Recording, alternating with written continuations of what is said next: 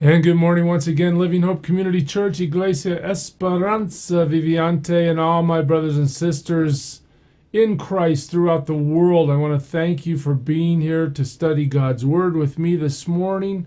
It's time for another daily devotional, another Living Hope Today. We are here to learn about Jesus, to learn about God, to learn about what He says about Himself, and to learn about what He says about us, all for the purpose of becoming more and more obedient, His followers, people who deny ourselves, take up our crosses, and follow Him.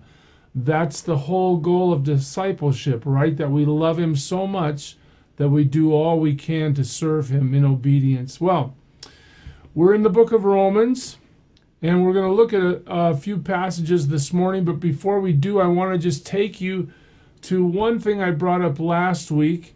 And that is that if you're inclined, I would be very happy, and I'm asking you to participate with me in these devotionals. I want to know, what is this passage or what is this devotional teaching you about who God is? What is it teaching you about who you are? What is it teaching you about what you might need to change in your life? It's important for us to interact.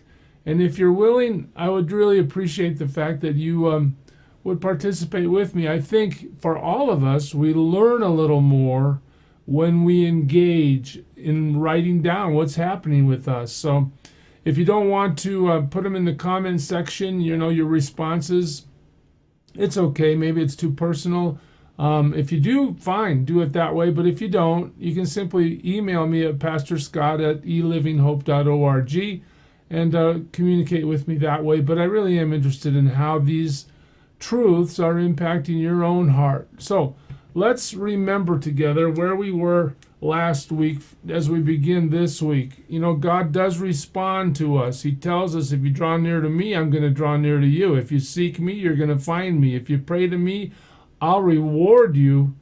But then he also says, if you reject me, you are going to receive my wrath. When the Apostle Paul begins the gospel presentation here, in Romans chapter 1, he starts talking about the wrath of God. He's already told us that he's not ashamed of the gospel, that it's the power of God for salvation to all who believe, that it's acquired by faith.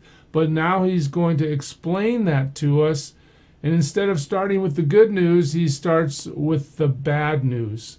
Very insightful in his presentation. We'll look at it together. In Romans 1:18, remember he said, "For the wrath of God is revealed from heaven against all ungodliness and unrighteousness of men who by their unrighteousness suppress the truth." So we see here that the Apostle Paul is taking us down the road of the bad news.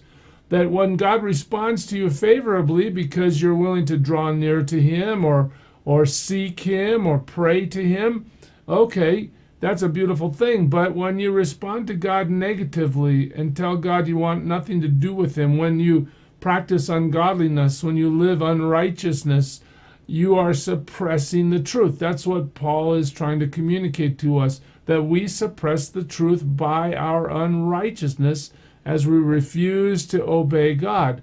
Okay, so let's look at that for a second. How do we suppress the truth? This is very insightful for us because it tells us what we're doing wrong, where our mistake is. Well, Paul begins the answer to that with, we reject God's evidence of creation. That's the first place he mentions that we suppress the truth in our unrighteousness. We don't believe what God has said. Instead, we believe what we want to believe. That sounds very modern, doesn't it? I mean, I get to decide what my truth is, and you get to decide what your truth is, and none of us are really accountable to God's truth. That's what our culture wants to tell us. But in the end, God says, no, I have an absolute truth. It's not relative and it's not subjective. It's objective, absolute truth. And if you're going to follow me, you need to embrace it. When you reject God's evidence of creation, you're suppressing the truth. Romans 1:19 has already told us, for what can be known about God is plain to them because God has shown it to them. In other words, in the whole world, God's presence, God's existence is manifest through his creation. Look at this. This is how we know it comes from his creation, because in 120, Paul tells us, for his invisible attributes, namely his eternal power and his divine nature, have been clearly perceived ever since the creation of the world. How were they perceived? In the things that have been made. So they are without excuse. Notice that the emphasis here is on creation. God has created the earth. Last Friday we talked a little bit about the intricacies and the unimaginable complexity of the universe and the world and our human bodies. It's just so phenomenally intricate. God's made it. We can see it. He says his creation is the reason we should everyone on the planet know that he exists. And when we refuse him, we refuse to acknowledge that creation, we reject his evidence, then we're without excuse. And as the passage continues now, Paul tells us, for although they knew God, in other words, although all the evidence was there and apparent, they did not honor him as God or give thanks to him, but they became futile in their thinking, and their foolish hearts were darkened. Here's where we see humankind going over the edge. We're going to reject the God that made us. We're going to look at all the evidence that he's provided and reject the evidence. What happens? Well, it says they did not honor him as God. We looked at all this stuff and we said, hey, God, we don't care that that's all here. We don't care that the complexity and intricacies of creation are beyond comprehension. We're not going to honor you as God. In fact, we're also not going to give thanks to you. We're not going to follow you. So that helps us come back to why and how we suppress the truth. We suppress the truth by rejecting God's evidence of creation. We suppress the truth by refusing to honor God. We won't bow before you, God, because we don't want to give you worship and honor. We refuse to thank God. That's what verse 21 was telling us. Now, well, let's look at that again. There's another thing. Whoops, wrong button. There's another thing here. They became futile in their thinking. What you have to understand is when we say to God, we don't care about your creation, we're not interested in what you've done, we're not going to acknowledge you because we see the intricacies of all that's been made and the complexities are beyond our understanding. God, we're not going to acknowledge you at all. Well, there are consequences for that. First, in verse 21, we're told that they became futile in their thinking. Okay, so just understand that the first step we take away from God by refusing to acknowledge him gets us to a place where we don't think right anymore. In fact, let's just look at that. Futile in their thinking. That's a word, mataiao. If you say that correctly, I'll give you $1. I don't know how to say that. But what does it mean? The word for futile in their thinking, it means become foolish, become empty, become wicked or idolatrous, become vain. Here's a verse for you to think about in Ephesians 4 that describes this. Paul's writing to the church at Ephesus and he says, now this I say and testify in the Lord, that you must no longer walk as the Gentiles do in the futility of their minds. This is that state of being futile where you're foolish, you're empty, you're wicked, you're idolatrous, you're consumed with vanity, okay? In the futility of their minds. Listen how he describes it in 18. They are darkened in their understanding, alienated from the life of God because of the ignorance that is in them due to the hardness of heart. In other words, the unbeliever refuses to acknowledge God's creation. They suppress the truth. They won't honor God. They won't thank God. They become futile in their thinking. Why? Because as you move away from God, your heart hardens. Your heart becomes less and less willing to hear. It hardens because you won't receive the truth. This is the process the unregenerate world goes through. All of us have sinned and fallen short of the glory of God. All of us have been part of this process at one time or another. Those have come to Christ, who have come to Christ, thank God, that process has been reversed now. We acknowledge him as the Lord and we follow him. But most of the world is still caught in the futility of their thinking. Have you ever tried to tell somebody about Jesus who just was hard as rock, wanted nothing to do with it? Well, they have come through this process that Paul describes here in Romans 1.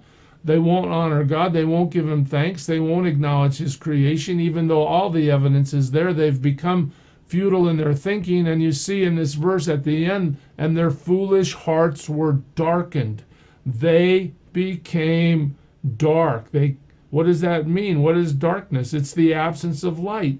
It means you can't see anymore. It means what's evident is now obscured because you have decided not to believe. Wow. I mean, this is really an explanation of why the bad news is such bad news. What are the consequences? Well, you become futile in your thinking when you reject God, when you refuse to honor God as the Creator and reject his creation, or when you refuse to thank him.